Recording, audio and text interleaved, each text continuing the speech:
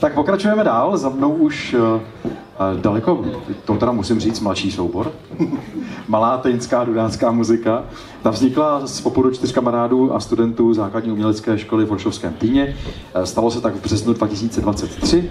Od té doby se schází. První koncert měli už o 2 měsíce později, po té, co se sešli. To teda klobouček. Mezitím také změnili občas nějaké to obsazení, to tak v kapelách bývá a dneska zahrajou v téhle sestavě. Myslím, že se máme co těšit na chodskou muziku a ještě zapojíme mikrofon, tak aby bylo všechno v pořádku technicky. Tak vám ještě řeknu, že to složení kapely se opravdu tady často měnilo. Několikrát nyní máme ustálenou sestavu 5 členů, 1, 2, 3, 4, 5, výborně.